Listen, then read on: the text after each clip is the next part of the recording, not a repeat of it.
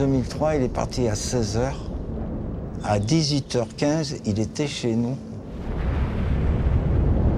Quand il arrive au col, il dévale à une vitesse incroyable, il ne s'arrêtera plus jamais, quoi.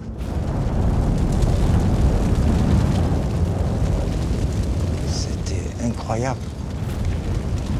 La vitesse qu'il allait. On dit que les pompiers ils couraient après le feu.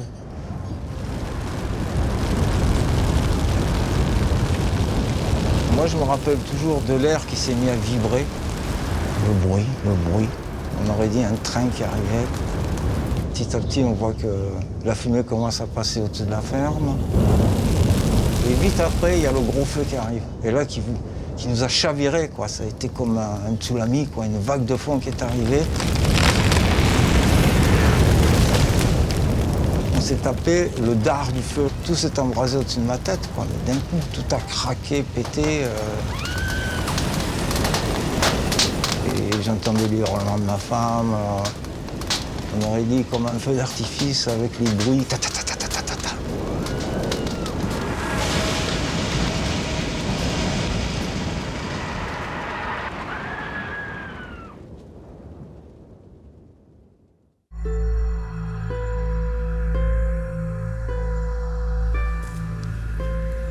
En Provence, les immenses incendies de ces dernières décennies ont détruit des dizaines de milliers d'hectares de forêt. Face à ce fléau, la tâche des pompiers est clairement fixée par la loi. Protéger en priorité les biens et les personnes. Les médias dévoilent des images spectaculaires de brasiers, de pompiers au combat, des récits de témoins racontant l'enfer.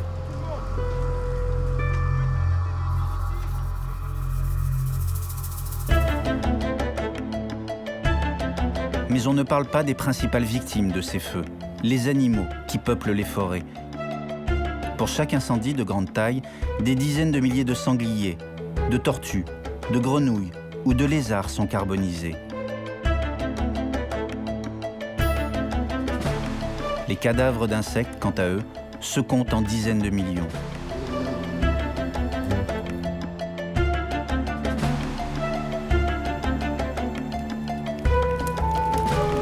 Tous les animaux ont-ils les mêmes chances de survie face au passage d'un front de flammes?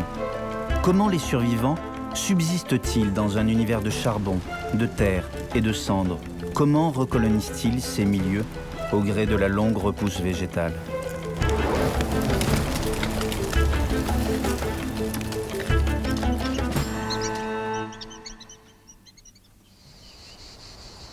En juillet 2003, l'incendie des morts dans le Var fut l'un des plus violents et le plus grand jamais signalé en France méditerranéenne au XXe siècle.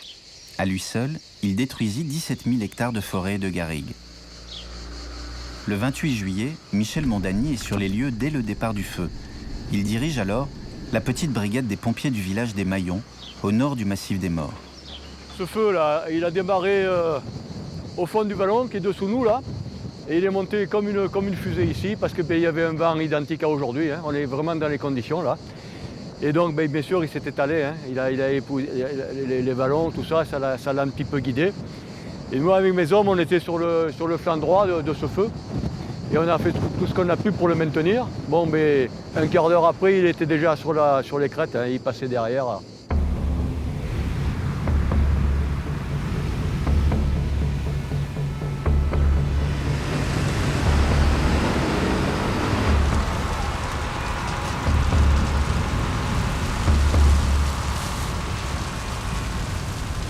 Dès les premiers mètres, le futur incendie des Morts comptabilise déjà son premier lot de victimes animales. Les oiseaux de proie, eux, sont en sécurité. Leur regard perçant remarque immédiatement les volutes de fumée. Pour eux, le feu n'est pas une menace. Ils ont tout le temps de migrer haut et loin. Les oiseaux de petite taille prennent eux aussi rapidement le large. Seuls les bébés, encore au nid, seraient en danger. Heureusement, fin juillet, ils ont tous pris leur envol.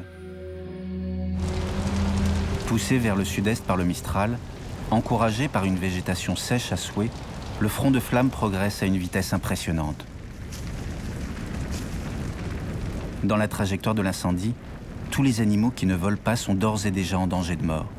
Le feu court plus vite que la majorité d'entre eux.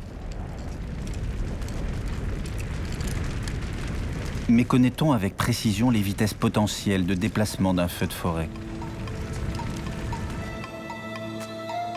Pour en savoir plus, rendez-vous au CEREN, à Gardanne, une cellule scientifique de pompiers experte dans les incendies de forêt.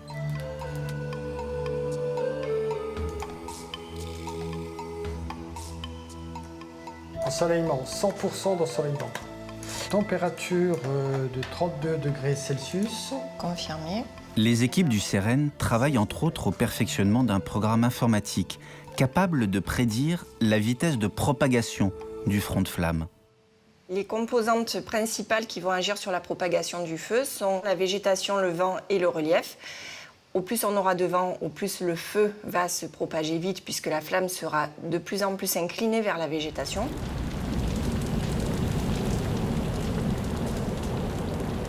Les vitesses maximales qu'on a observées sur les feux sur ces 15 dernières années sont de l'ordre à peu près de 8 à 10 km/h. C'était dans le Var en 2003, quand on a eu l'épisode de canicule.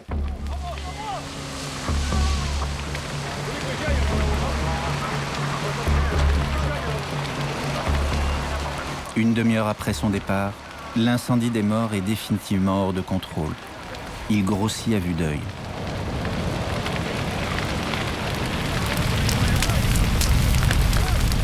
En avant du front de flamme, c'est la panique. Seuls les mammifères de grande taille sont en mesure de courir plus vite que les flammes sur de longues distances. Aucun reptile, batracien ou mammifère de petite taille ne possède une vitesse de fuite suffisante, sans parler de ceux qui n'ont même pas le réflexe de fuir.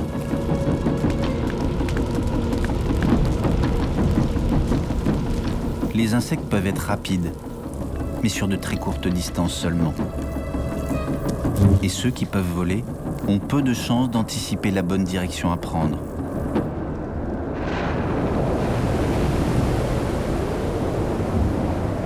En avant du front de flamme, des centaines d'oiseaux tournoient dans la fumée, refusant d'abandonner leur territoire de vie. Mais affolés par le balai des canadaires, aveuglés et asphyxiés par la fumée, ils courent le danger de se retrouver au milieu des flammes où les températures et les mouvements atmosphériques sont extrêmement violents. Au niveau du sol, les pompiers, eux aussi, manœuvrent au cœur de panaches de fumée.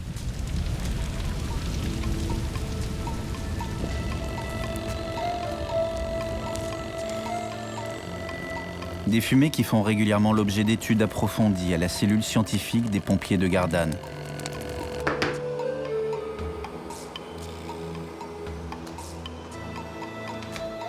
Chaque tube contient un concentré de fumée récupéré lors d'incendies de forêt. L'analyse au spectromètre de masse révèle la présence de nombreuses molécules dégagées par la combustion des végétaux, des dérivés du benzène, des terpènes, de l'ammoniac, du monoxyde de carbone. Autant de composés connus pour être toxiques chez les humains au niveau digestif et neurologique ou irritants pour les yeux et les muqueuses respiratoires.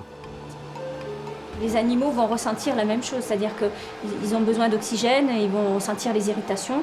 Et un animal qui ne peut plus respirer va tomber et il peut périr par manque d'oxygène avant l'arrivée du feu.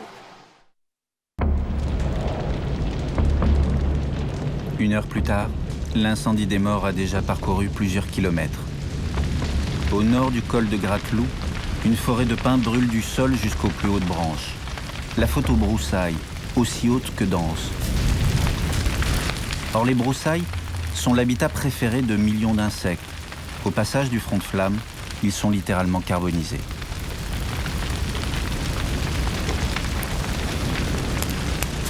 Sur le sol, cette musaraigne a toutes les raisons de s'affoler. Son milieu de vie, la litière, est plus inflammable qu'une boîte d'allumettes.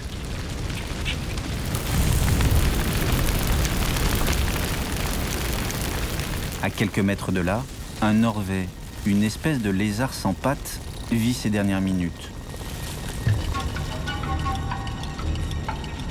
Les plus chanceux sont indéniablement les habitants du monde souterrain. Un campagnol fuit les flammes en rejoignant les parties les plus reculées de son terrier.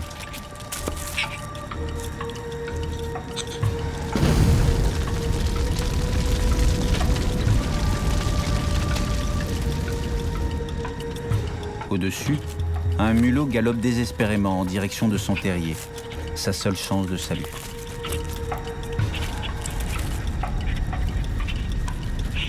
Les plus vulnérables sont sans conteste les tortues d'Hermann, la seule espèce de tortue terrestre à vivre en France métropolitaine. Trop lente pour se réfugier rapidement dans une faille rocheuse, cette femelle a même le mauvais réflexe de s'enfoncer profondément sous la litière à l'approche des flammes. Au moment du passage du feu, les animaux subissent des températures extrêmement élevées, mais elles varient toutefois en fonction du niveau de la végétation dans laquelle ils se trouvent. Pour connaître avec précision ces températures, Pascal Arvieux, de la cellule scientifique des pompiers, dispose à différents niveaux de la végétation une batterie de thermocouples, des thermomètres métalliques spécialisés dans les hautes températures. Donc la litière, elle est constituée de fragments de fougères, d'aiguilles de pin. Et donc on va avoir la température de la flamme au passage du feu. Ensuite, on a un autre thermocouple qui va être positionné à 20 cm dans la végétation. Là, on est ici en présence de bruyère. Donc comme vous voyez, la bruyère, elle a beaucoup d'éléments fins, donc très inflammables. Essayez de l'accrocher sur la branche. On va en mettre un en pointe, comme ça on aura une image fidèle de l'ensemble de la combustion. Descends pas trop bas. Remonte un allumage, remonte un allumage. Après l'incendie contrôlé, place à l'analyse. C'est au sommet du buisson que la température est la plus élevée. Le thermocouple affiche pas moins de 800 degrés. Au bas de l'arbuste, elle est de l'ordre de 600 degrés. Et au niveau de la litière, elle n'est que de 400 degrés, mais très largement incompatible avec toute vie animale. Sous la terre, en revanche, les températures chutent drastiquement. À 5 cm au-dessous de la surface, il ne fait déjà plus que 40 degrés et 10 degrés de moins à 20 cm de profondeur. Conclusion, les animaux protégés par une épaisseur de terre ou de rochers ont infiniment plus de chances de survivre au passage d'un front de flamme.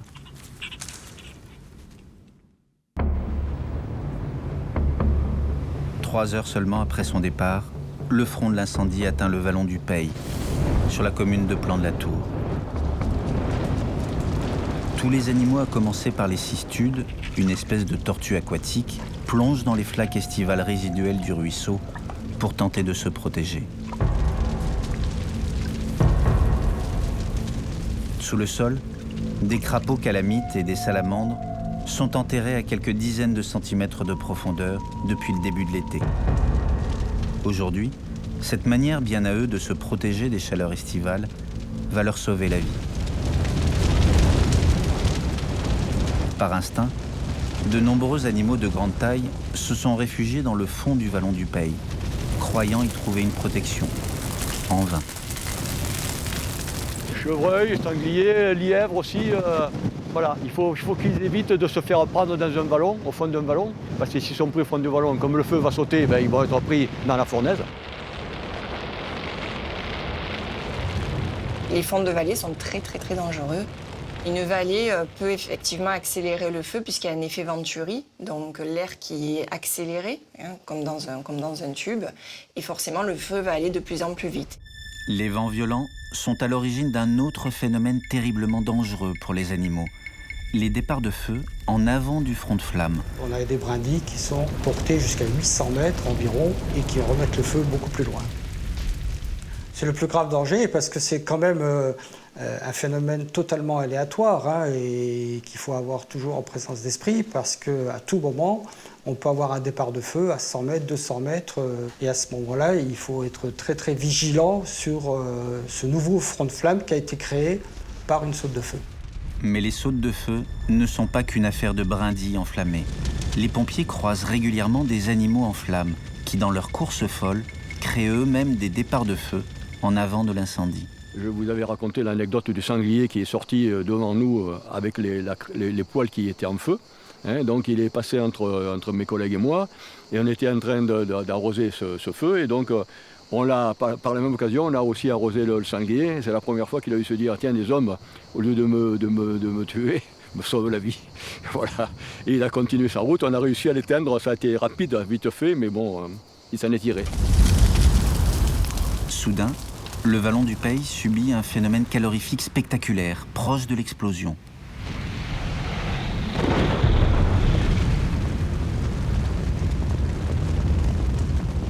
Ces combustions spontanées, aussi dangereuses qu'imprévisibles, proviennent de l'inflammation des huiles essentielles diffusées dans l'atmosphère par les plantes aromatiques, particulièrement nombreuses sur les pentes du vallon.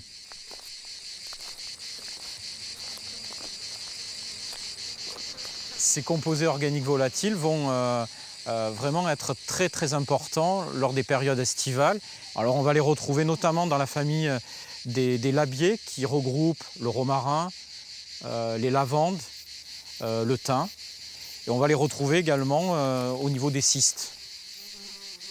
Et il suffit d'une étincelle, d'une flamme, pour que ces nappes d'aérosols forment une véritable explosion. Et ça a des conséquences très fortes, y compris en termes de secours, parce qu'on a des enflammements éclairs généralisés avec des températures produites qui peuvent atteindre 1500 à 2000 degrés. Et ça va accélérer la propagation du feu qui va courir sur des vitesses vraiment importantes de l'ordre de 5 à 40 mètres secondes.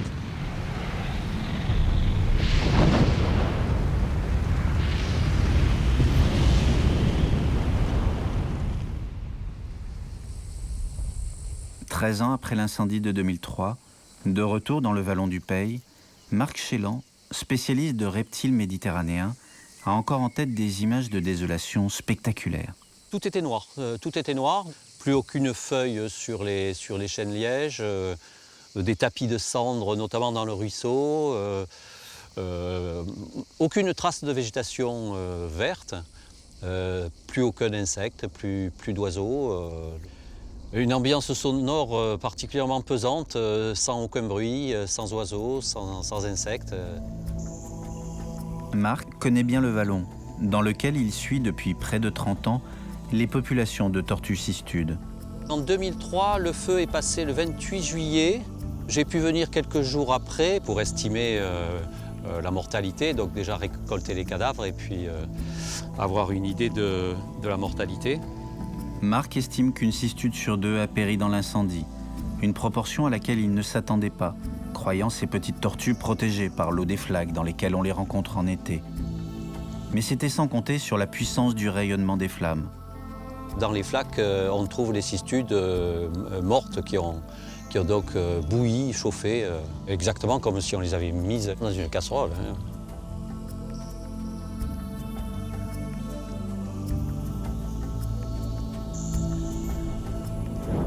Ce jour-là, à côté des tortues, Marc fait des dizaines de rencontres, aussi macabres les unes que les autres.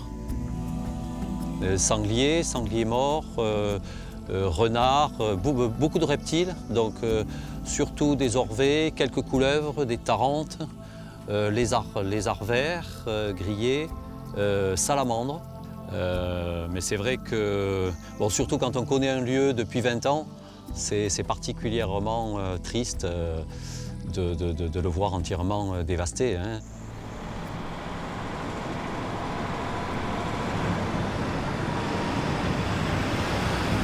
Branle-bas de combat dans les Cévennes, au nord du département du Gard. La brigade des sapeurs-pompiers de Saint-Ambrois collabore avec la cellule scientifique des pompiers de Gardanne.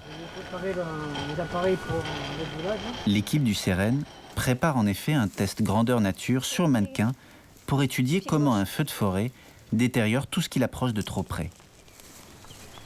On va mesurer les températures de surface et intérieure sous le vêtement. Donc là, on va installer les capteurs de température. On va mettre un dedans, un dehors. Pour cette expérience, le mannequin est positionné à 5 mètres environ des flammes.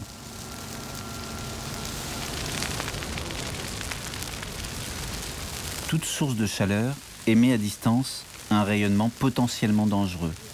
Plus la source est puissante, plus on se tient près d'elle, plus on y reste longtemps exposé, plus on a de chances de souffrir et de brûler, même sans contact avec les flammes. Commence à fumer la veste. Calme un peu. Un coup, ras des flammes. Voilà. Là-bas, au mannequin, au mannequin, au mannequin, au mannequin. Au mannequin, au mannequin, au mannequin.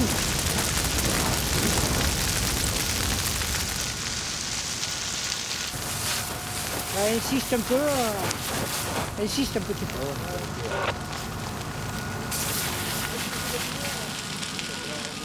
Voilà, mais il n'y a que la veste qui a brûlé.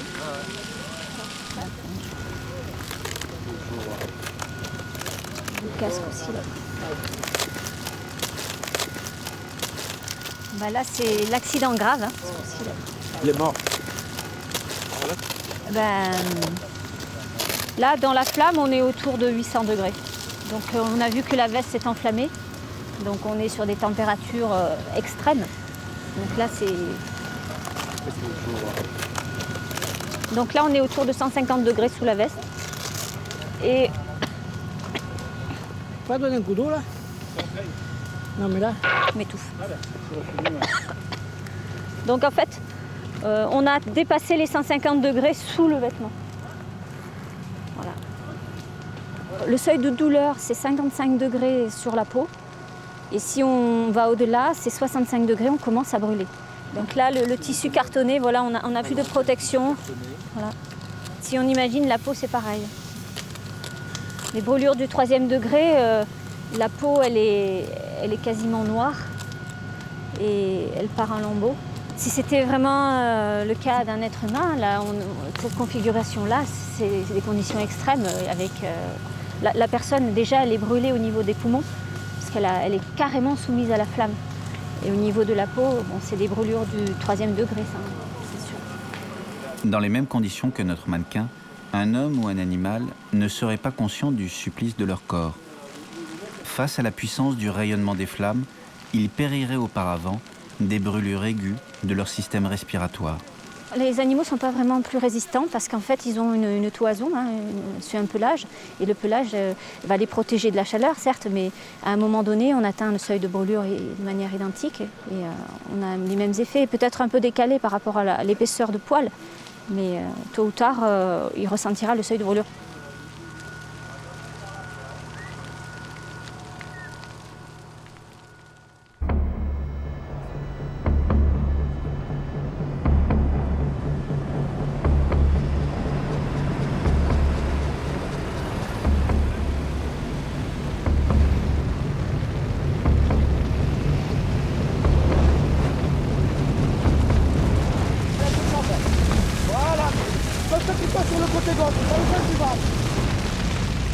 À la nuit tombée, l'incendie des morts a déjà parcouru 10 km et son front en mesure plus de 5. Danger oblige, les moyens d'intervention des pompiers sont fortement restreints. Pour les habitants des forêts, le cauchemar continue.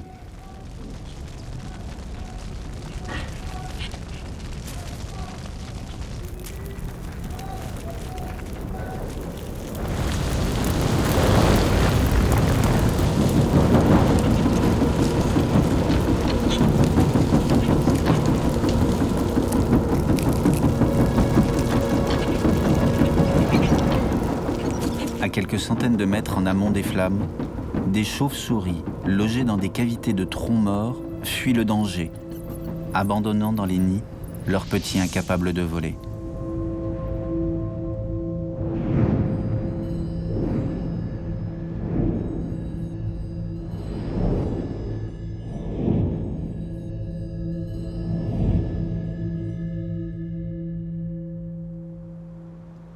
Le lendemain, le paysage désolé dévoile son lot de cadavres calcinés.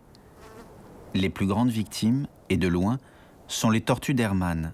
70% d'entre elles ont péri dans les flammes.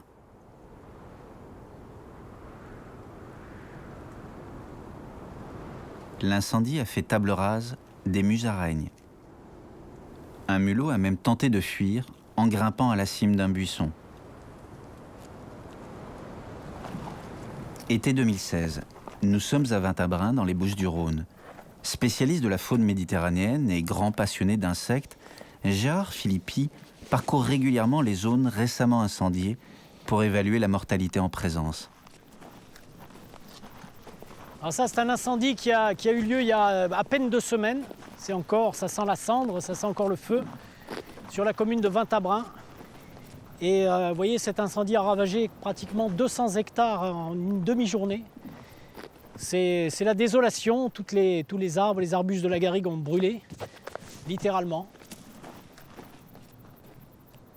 C'était du Mistral, hein. C'est un vent très fort qui peut aller jusqu'à 100 km/h. Là, en l'occurrence, je crois qu'il y avait 70 km/h, mais ça suffisait avec la chaleur qu'il faisait pour que l'incendie se propage très très vite.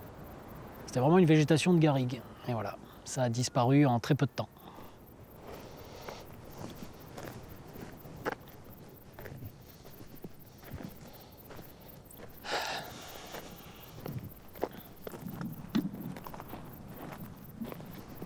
À vrai dire, il n'y a pas grand-chose à part des escargots, là, comme ici, là, voilà, les escargots, les pauvres, tous les gastéropodes. Hein, c'est impossible pour eux de fuir les flammes.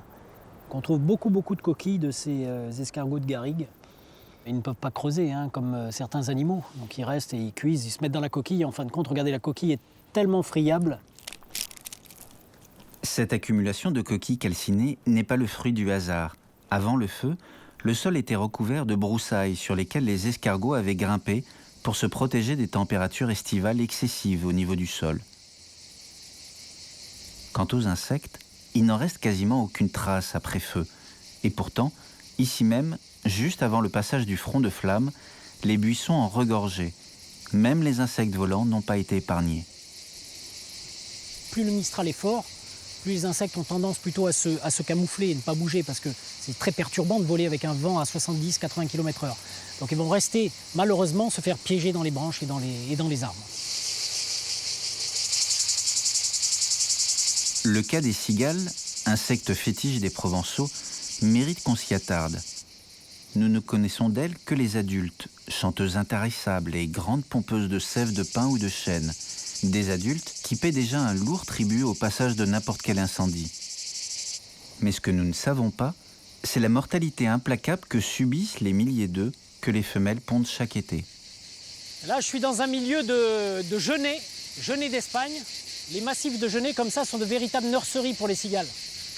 En fin de compte, les cigales femelles pondent dans des tiges végétales creuses et les œufs sont déposés à l'intérieur. Elle fait d'abord, la cigale femelle va faire des petites logettes où elle va y déposer une trentaine d'œufs grâce à un outil qu'on appelle la tarière qui se trouve à la pointe de l'abdomen de la femelle.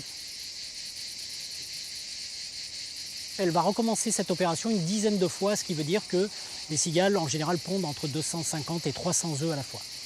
Le problème, c'est que toutes les couvées d'œufs dans les végétaux, pendant la vie endophyte, va disparaître d'un coup avec les flammes.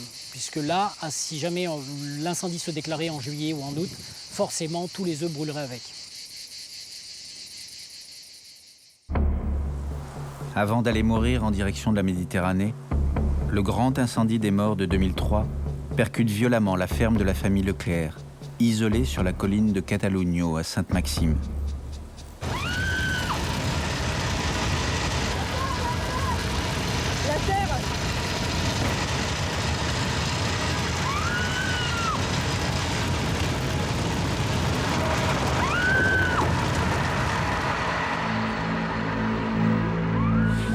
Le lendemain matin, les Leclerc visitent avec angoisse les décombres de leur ferme, à la recherche de leurs animaux domestiques.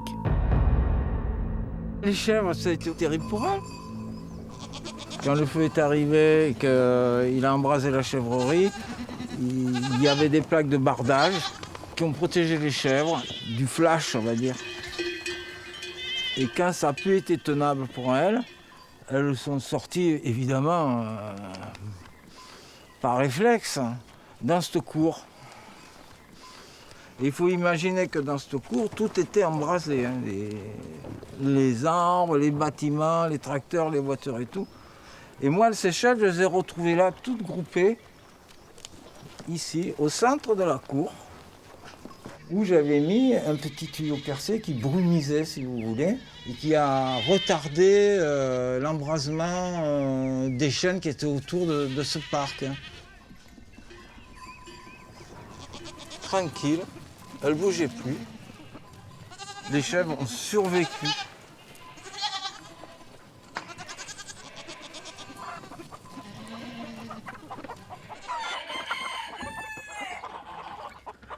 Malheureusement, les poules, elles n'ont pas bien géré, les pauvres. Au lieu de se mettre à l'abri dans le poulailler, je les ai retrouvées en tas, tout en tas, les unes sur les autres, brûlées ou asphyxiées. Là, il y en avait 80, toutes mortes. Et par contre, là, il y avait des ânes. Dans ce petit bois qui a été calciné, et les ânes, eux, on les a retrouvés vivants. Pourtant, l'endroit où ils étaient, c'était... voilà, c'est... Les ânes, en fait, ont senti que c'était un endroit qui pouvait les préserver. Ils se sont mis ici. Et après, ils sont redescendus vers les asperceurs qui sont sur la citerne, là. Il y avait tout un système d'arrosage qui était en place et qui a permis, en fait, de les préserver aussi, parce qu'ils ont senti que bon, ben, c'était là qu'il fallait qu'ils soient, quoi. Et après, ils sont retrouvés au jardin, quoi. Et c'est le matin, quand on s'est réveillé, qu'on a vu les animaux, que voilà, ça nous a remis le baume au cœur, quoi. On était contents parce que voilà, on se demandait où ils étaient passés, les animaux. Aujourd'hui, le troupeau de Stéphane s'est bien agrandi. Les 3 ânes de 2003 sont toujours vivants. Piboun, Pogno, Massi. Elle est où Eclipse? C'est elle Eclipse. Viens ma belle. Voilà. Elle a connu le feu, elle. Voilà, elle a eu quelques brûlures superficielles sur la peau. Mais elle va très bien, quoi. Ça, c'est sa fille. C'est Fifi, Fidji. Voilà, qui a connu le feu aussi. Et pareil, hein, quelques brûlures superficielles, mais rien d'important. Hein, ils n'ont pas eu de problème dû à ça par la suite.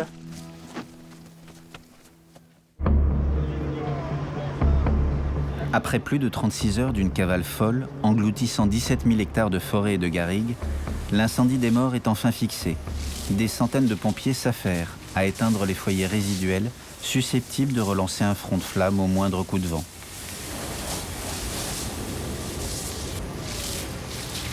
Dès le calme revenu dans les collines, les animaux rescapés des flammes sortent de leur cachette. Grâce à leur nid souterrain, de nombreuses colonies de fourmis ont survécu. À quelques mètres de là, une mygale, dérangée dans son petit nid au ras du sol, reconstruit son abri de soie.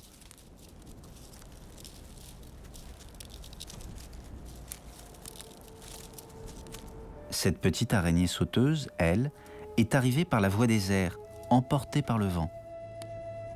Mais survivre au passage d'un incendie est une chose, subsister dans un désert de cendres en est une autre.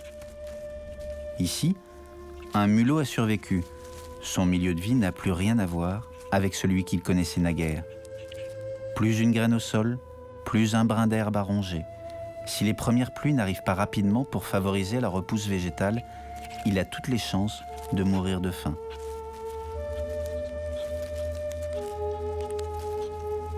Mais dans cette roulette russe sur fond de flammes, il y a aussi les animaux blessés, dont on ne sait pas grand-chose, faute d'études à long terme.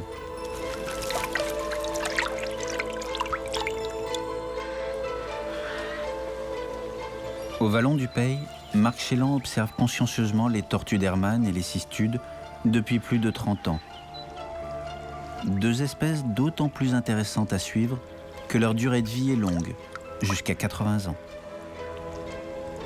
Ici, dans le ruisseau, j'ai encore des individus que j'ai marqués il y a plus de 30 ans et qui étaient adultes, donc qui avaient sans doute une vingtaine d'années.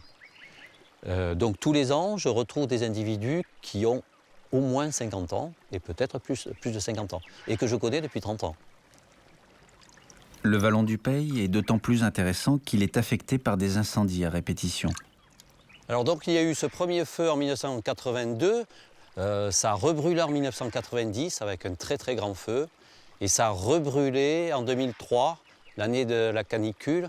Donc dans ce vallon, on a un rythme de feu de 10 ans.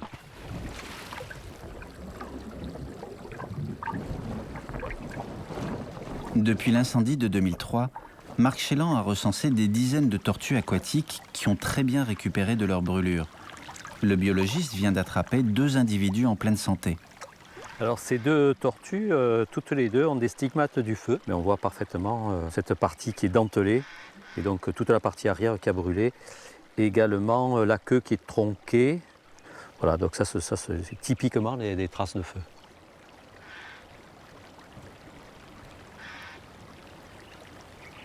Les animaux qui ont subi le feu et qui étaient donc cachés dans des terriers, dans les berges, en règle générale ont l'arrière de la carapace brûlée. Donc c'est toujours l'arrière, c'est jamais l'avant, tout bonnement parce que la tortue est engagée de cette façon-là dans un trou.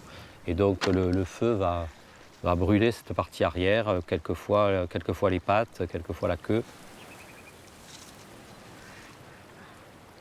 Ça fait toujours plaisir quand même de retrouver des survivants, des bêtes qu'on connaît maintenant depuis presque 30 ans.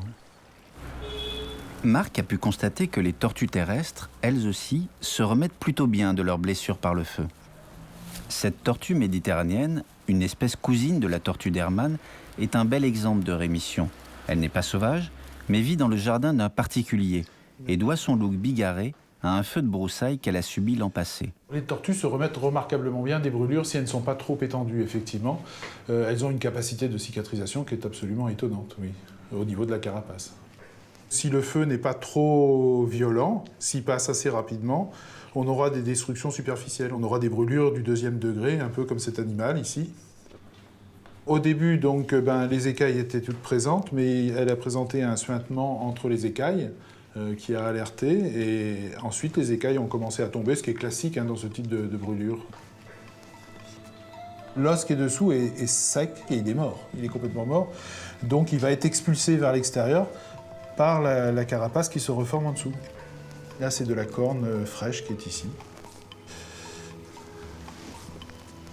Là, l'accident a eu lieu il y a plus d'1 an. La cicatrisation est pratiquement complète. Elle semble avoir une bonne espérance de vie.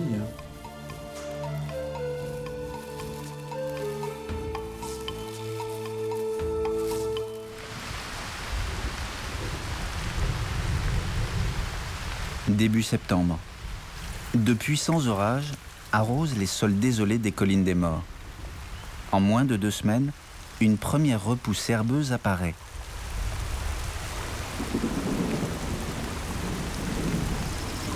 Une compagnie de sangliers en provenance d'une zone voisine non brûlée est à la recherche de nourriture. Grâce à l'incendie, leur flair n'est plus brouillé par une épaisse couche de végétation. Dénicher les nids souterrains de tortues d'Hermann pour en croquer les œufs devient un jeu d'enfant.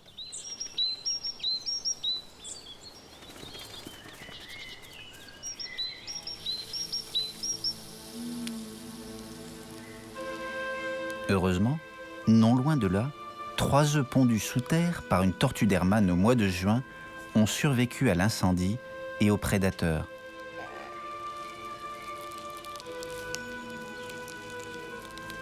Quelques minutes plus tard, les nouveau-nés font connaissance avec la surface, dans des conditions surréalistes.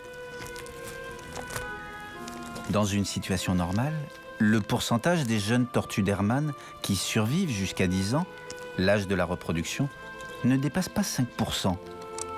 Mais dans un milieu ravagé par le feu, ce pourcentage se réduit comme peau de chagrin. Comment pourront-elles se cacher des prédateurs venus du ciel ou de la terre ? Comme ce milan royal, qui peut repérer à plus de 100 mètres des bébés tortues longs de 2 cm.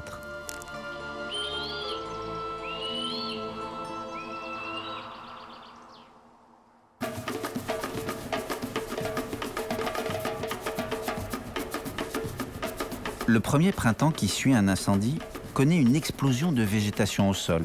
Les herbes poussent, les arbres repoussent. Nous sommes à Velot, dans les Bouches-du-Rhône.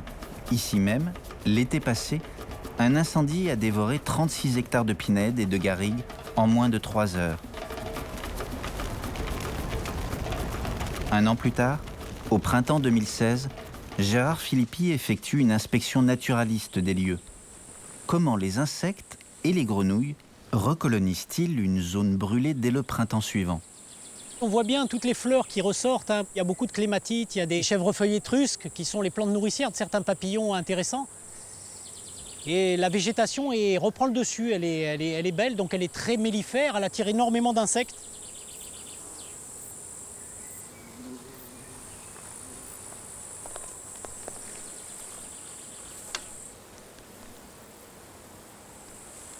Je viens d'attraper une odonate, une libellule. Alors c'est une libellule spécifique de la garrigue sur les endroits ensoleillés et chauds. Alors c'est une libellule assez rare, c'est pour ça que je suis content de l'avoir trouvée. Et elle chasse bien sûr sur ces prairies où c'est rempli d'insectes comme c'est le cas actuellement, avec tous ces insectes qui sortent avec la chaleur et sur les plantes, elle se régale.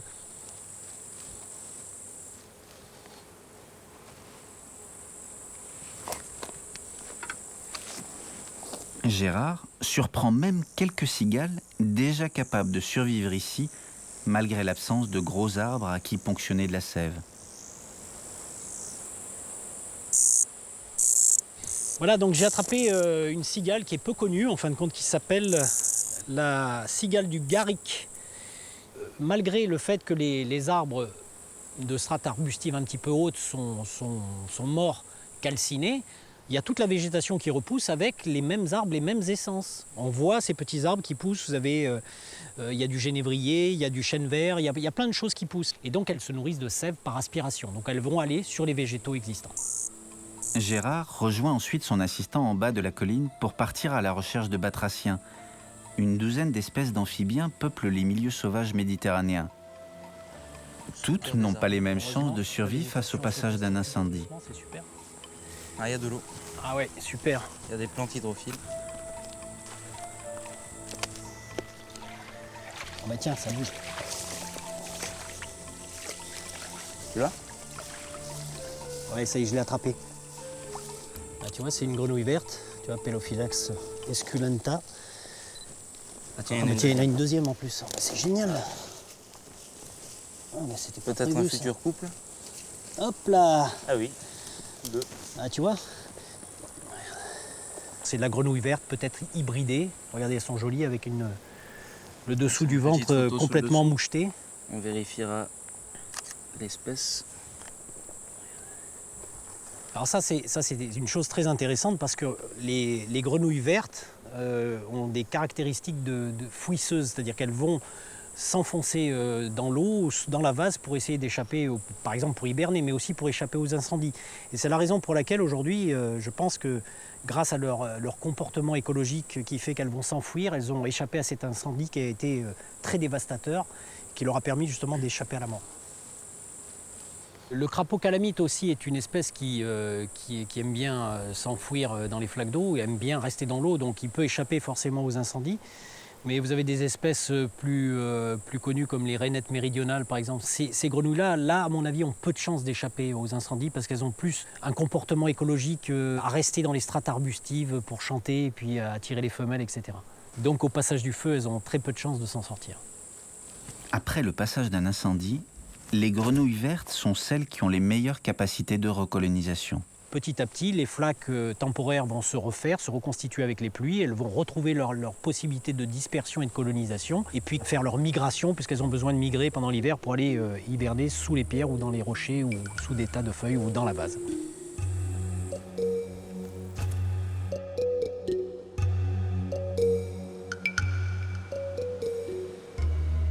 Dans une zone incendiée l'été dernier à Fréjus, Philippe Orsini, ex-directeur du Muséum d'histoire naturelle de Toulon, recherche des traces de petits mammifères et d'oiseaux. J'ai mis un petit moment, mais il y a des crottes de lièvre partout. Au début, je ne les ai pas vues. Et après, quand on se met à en voir une, on en voit... Il y a vraiment beaucoup d'indices de lièvre. Et tiens là, il y a... Donc c'est du lièvre, je pourrais dire, presque en abondance. Que là, avec la repousse, automatiquement, il y a des plantes des plantes plus fraîches et des graminées. Et le lièvre, c'est favorable. Il y a aussi des composés, ça c'est des salades en fait. C'est des salades pour les lièvres. Hein. Il y a eu un feu et un herbivore comme le lièvre, il profite des bénéfices, enfin, entre guillemets, du feu en ayant de l'herbe. Parce que là, il y a vraiment beaucoup de lièvres, il y a beaucoup d'indices. Les somptueuses prairies qui poussent dès le premier printemps après un incendie sont de véritables paradis pour les mangeurs d'herbe. Les petits mulots s'y plaisent autant que les lièvres et ont vite fait d'y pulluler. Les mulots, c'est comme les lapins, ça va très vite. S'il y a un boom de nourriture, le mammifère va se reproduire immédiatement et faire une descendance nombreuse qui elle-même pourra se reproduire assez rapidement.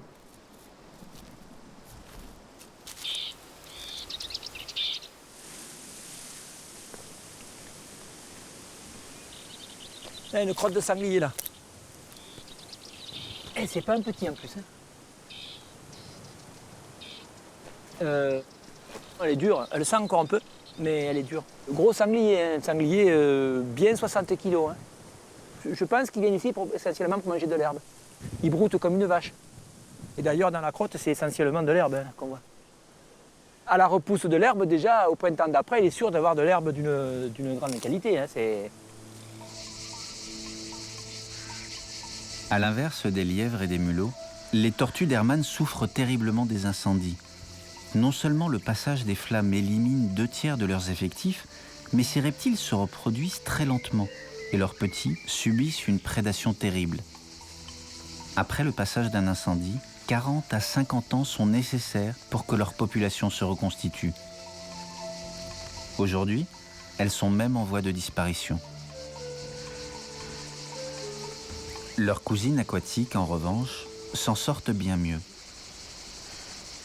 Voilà, c'est quelque chose qui nous a surpris par rapport à la tortue d'Hermann, le fait que la cistude puisse récupérer ses effectifs en une dizaine d'années. C'est vrai que la cistude est beaucoup plus féconde, elle fait une dizaine, douzaine d'œufs, alors que la tortue d'Hermann n'en fait que 2 ou 3. Donc elle est plus féconde. On n'a jamais observé de prédation sur les pontes, sur la cistude. La cistude, visiblement, tolère bien mieux les incendies que la tortue d'Hermann, bien mieux.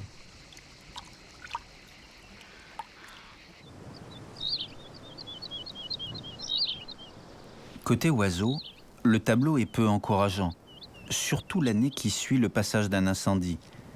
Les prairies herbeuses ne leur offrent quasiment rien à manger. Là, je fais un point d'écoute. Je me place au centre d'un cercle imaginaire de 60 mètres de côté et je note tous les oiseaux qui sont présents pendant un quart d'heure du point d'écoute dans cette zone.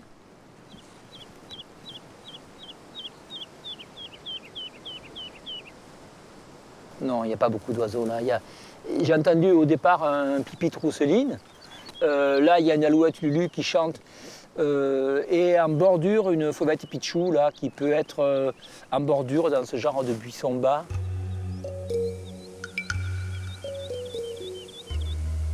Les espèces animales sont donc très inégales face aux grands incendies à répétition.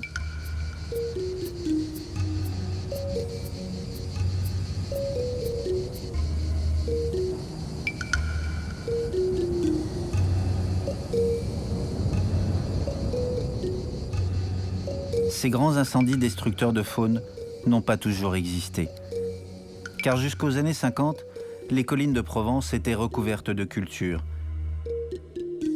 Les nombreux troupeaux de moutons et de chèvres limitaient la densité des broussailles inflammables. Les incendies occasionnels étaient petits et facilement contrôlables. Mais suite à l'exode rural de l'après-guerre, les collines abandonnées se sont petit à petit recouvertes de forêts broussailleuses, offrant aux incendies d'été de gigantesques terrains d'accueil.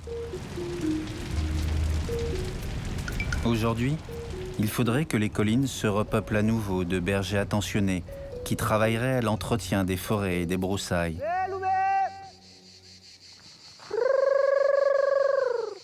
Éclipse, viens ma belle, on va passer par là. Exactement ce que fait Stéphane Leclerc, qui depuis l'incendie de sa ferme en 2003 a créé son activité en mettant officiellement ses ânes au service de la protection des forêts contre le feu.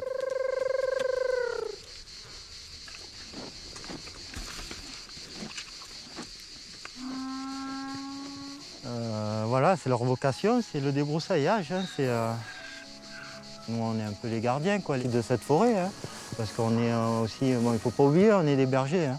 Donc nous, on est inscrits dans cet environnement-là depuis toujours.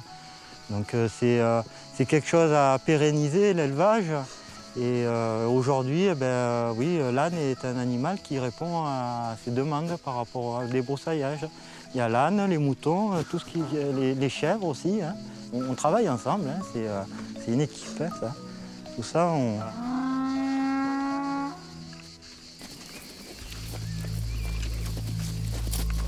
En l'absence de réelle volonté pastorale dans les collines de Provence, les grands incendies à répétition continueront de dévorer sur leur chemin des milliers d'hectares de forêt.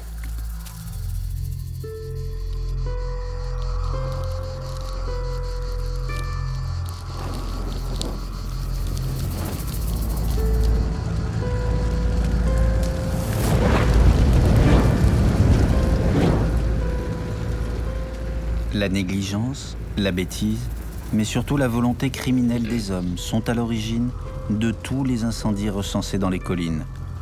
Seule notre vigilance peut protéger les forêts et les garrigues et sauver des flammes les millions d'animaux qui les habitent.